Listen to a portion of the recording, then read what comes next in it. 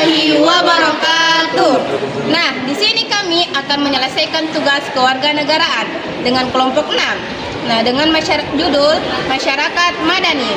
Selamat menyaksikan. Baiklah, itulah tadi judul materi yang akan kami bahas. Perkenalkan, nama saya Muhammad Syahrul dan teman saya Erianti Abdullah. Nama saya Lu'lu Farah Atsila. Dan saya Muhammad Zaki. Baiklah, itulah tadi perkenalan dari kelompok 6. Selanjutnya kita lanjut ke pembahasan. Di sini saya akan membahas tentang pengertian masyarakat madani. Masyarakat madani atau dalam bahasa Inggris dikenal sebagai civil society, merujuk pada suatu konsep sosial di mana individu dan kelompok dalam masyarakat berinteraksi secara aktif dan konstruktif dengan tujuan untuk menciptakan kesejahteraan dan keadilan sosial. Yang pertama, definisi umum. Masyarakat madani adalah istilah yang menggambarkan suatu komunitas di mana warga negara terlibat dalam proses sosial, politik, dan ekonomi untuk mencapai tujuan bersama. Ini mencakup organisasi non-pemerintah, kelompok masyarakat, asosiasi, dan individu yang berperan dalam memperjuangkan kepentingan publik. Dan yang kedua, peran masyarakat madani. Itu terbagi menjadi 4. Yang pertama, advokasi. Masyarakat madani sering berfungsi sebagai suara bagi kelompok-kelompok yang terpinggirkan, memperjuangkan hak-hak mereka. Yang kedua, pengawasan. Berperan sebagai pengawas terhadap kebijakan pemerintah dan tindakan korporasi. Dan yang ketiga, pendidikan dan kesadaran. Masyarakat madani mendidik anggotanya tentang hak dan kewajiban serta isu-isu sosial. Dan yang keempat, pembangunan sosial. Berkontribusi dalam pembangunan sosial dan ekonomi melalui berbagai program dan kegiatan. Yang ketiga, contoh masyarakat madani itu terbagi menjadi 3. Yang pertama, organisasi non-pemerintah atau disingkat NGO, seperti lembaga yang berfokus pada isu lingkungan, hak asasi manusia, atau kesehatan. Yang kedua, serikat pekerja, mewakili kepentingan pekerja dalam negosiasi dengan perusahaan dan pemerintah. Dan yang ketiga, komunitas lokal, kelompok yang berfokus pada perkembangan komunitas setempat. Dan yang keempat, yang terakhir, pentingnya masyarakat madani.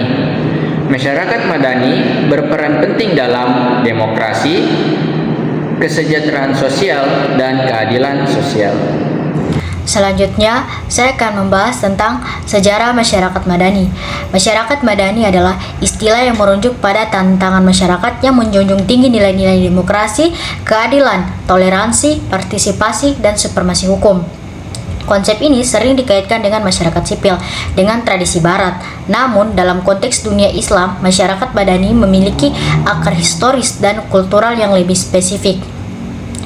Asal-usul konsep yang pertama itu istilah Madani yang berasal dari kata Madinah yang berarti kota, yang merujuk pada kota Madinah di masa Nabi Muhammad SAW ketika Nabi hijrah dari Mekah ke Madinah pada tahun 622 Masehi. Beliau membangun suatu tantangan masyarakat yang plural, toleran, dan adil, sering dianggap sebagai model awal masyarakat madani. Yang kedua, masyarakat madani di masa Nabi Muhammad SAW.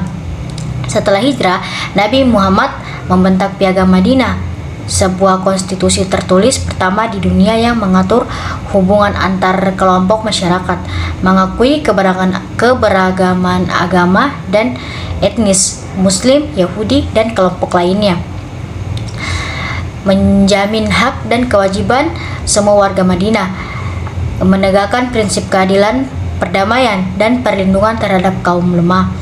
Piagam ini menjadi contoh awal bagaimana masyarakat multikultural bisa hidup berdampingan secara damai. Ketiga, perkembangan konsep dalam dunia Islam.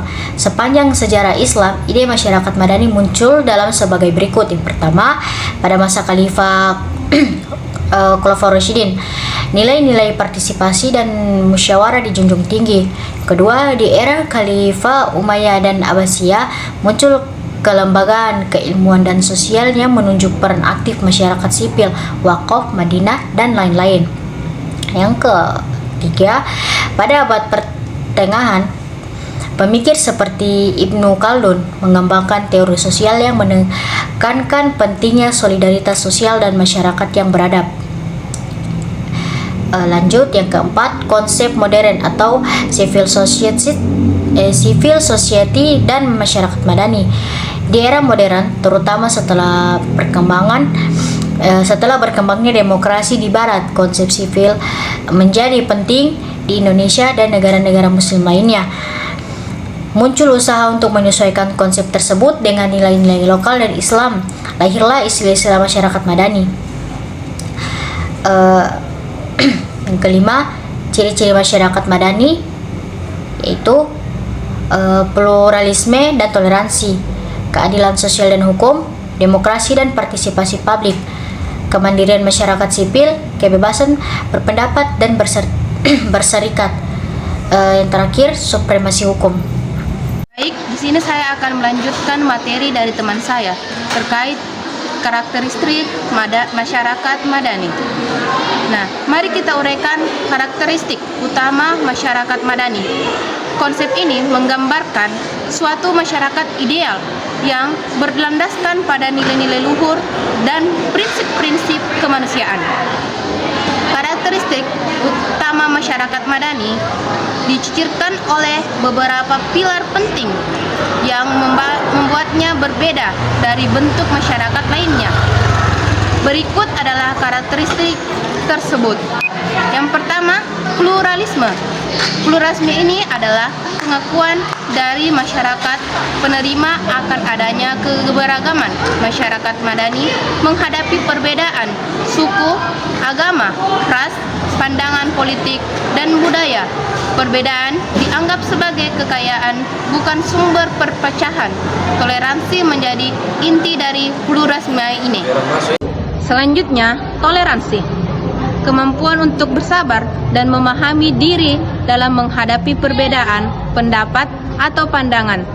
Dalam masyarakat madani, setiap individu harus memiliki kemampuan mendengar dan menghargai pandangan orang lain, meskipun kita berbeda-beda keyakinannya sendiri. Demokrasi. Prinsip ini meminjamkan hak-hak atau menjamin hak-hak individu seperti kebebasan berpendapat, berserikat, dan berpartisipasi dalam pengambilan keputusan publik. Keadilan dan pemerataan menjadi prioritas dan menempatkan kedaulatan di tangan rakyat. Keadilan sosial. Masyarakat madani berupa menciptakan kesejahteraan bagi semua anggotanya, terutama dalam hal pemula hak-haknya, dasar dan akses terhadap sumber daya. Tidak ada diskriminasi berdasarkan latar belakang, dan setiap orang berhak mendapatkan perlakuan yang adil di mata hukum. Adapun yang lainnya itu ruang publik yang bebas. Adanya forum atau pelatihan-pelatihan bagi masyarakat untuk beredukasi, mengembangkan pendapat, dan menyampaikan aspirasi mereka secara bebas dan bertanggung jawab tanpa rasa takut atau tekanan dari pihak manapun, termasuk pemerintah, media massa yang independen, dan dalam organisasi masyarakat sipil yang aktif merupakan bagian penting dari semua ruangan publik ini. Terus ada supremasi hukum. Hukum ditempatkan sebagai otoritas tertinggi yang mengatur kehidupan bermasyarakat. Setiap warga negara tunduk pada hukum, dan tidak ada seseorang pun yang berada di atas hukum. Penekanan hukum yang adil. Terus adanya partisipasi publik. Keterlibatan aktif warga negara dalam proses pengambilan keputusan, pengawasan kebijakan, dan pembangunan masyarakat.